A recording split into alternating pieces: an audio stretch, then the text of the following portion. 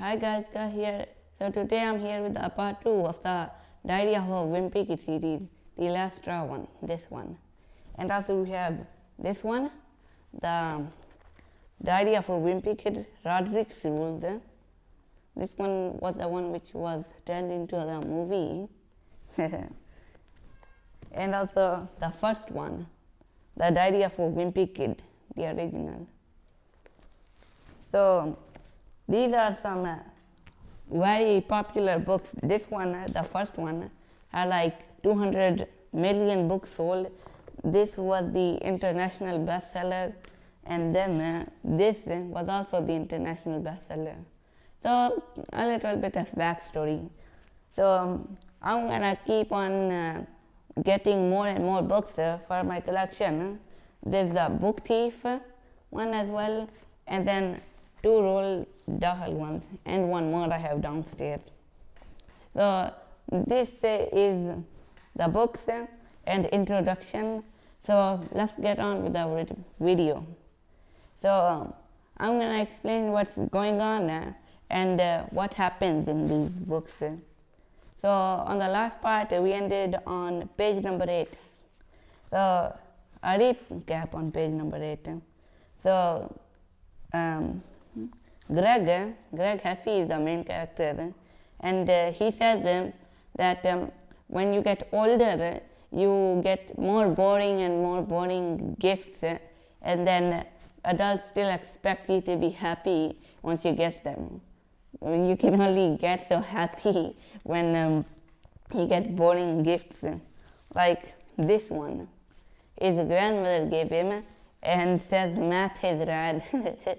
She says it's gonna get you started on your algebra. He doesn't like math. He doesn't like studying as well.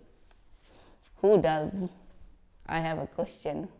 Please comment if you like studying.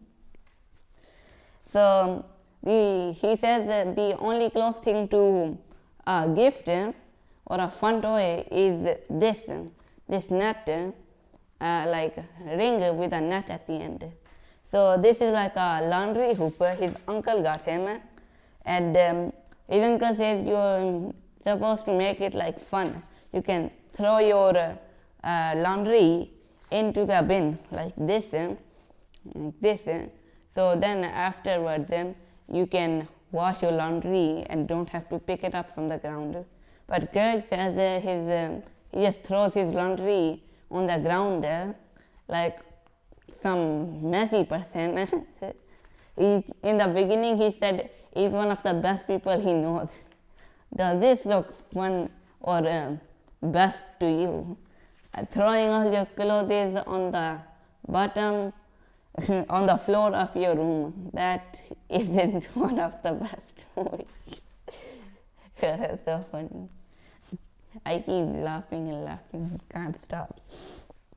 So he says his mother, which is this over here, she picks up all the laundry afterwards, and then in a few days he gets everything back in a nice folded pile. So he says to his uncle that he should return the thing and give Greg the money instead, so he can have a better use for it. So on the next page it says that his mother thought it was a great idea for him to do the laundry, his own laundry. So Greg says that it ends up that his Uncle Charlie got him a chore for Christmas. He should be doing his laundry. Well, unless you get electrocuted, then you shouldn't.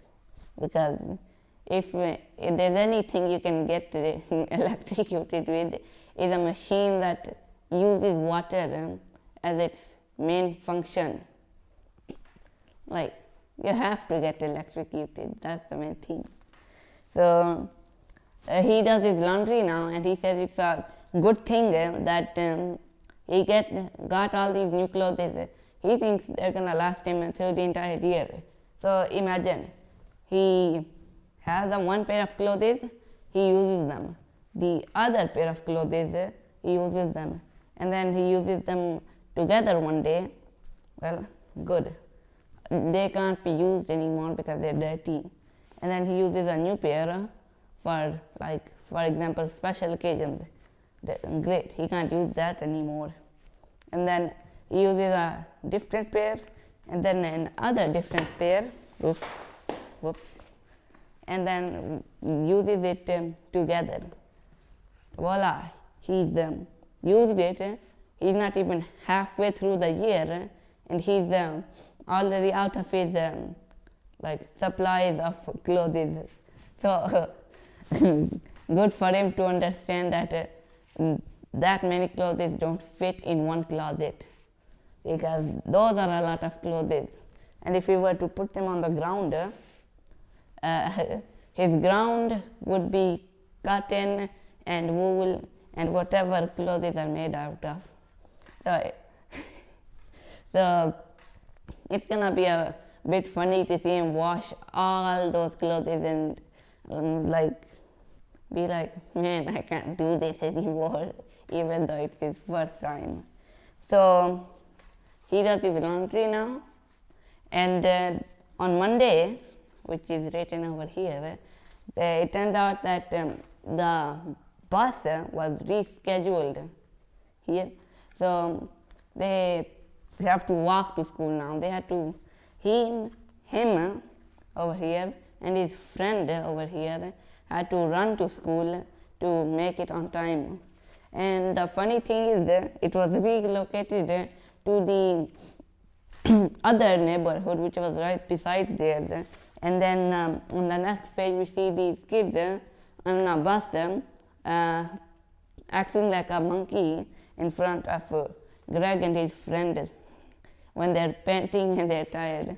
The thing was, Greg and his friends used to do the same thing to these guys, but the bus got rescheduled to their neighborhood, and now they're the ones making the monkey noises at Greg and his friends. So he's the one who has to suffer. He says kids shouldn't be carrying that much weight, and also those bags, because they will weigh like 100 pounds, more like 15 pounds. But still, that is heavy for a under teenager age child. You can ask me. I wear a bag to school. It is suffering when we have to walk there and walk back home because you get so many books, so many notebooks, all the sheets and all that, and then it gets a little rough. Some days you don't have a good day at school and you're a bit upset when you're going back home walking. So they're just panting, and he says it's not a good idea and it takes a toll on the kids. Well, he's getting exercise, that is good enough, but it is true, you shouldn't be making kids carry that much weight. So he says, speaking of teenagers, his dad has had a victory when it comes to getting rid of teenagers, because the baddest teenagers, this guy, Lenwood of their neighborhood, is the worst and baddest teenager of them all, like a final boss. And he's only a teenager against a 40-year-old grown man. That's funny.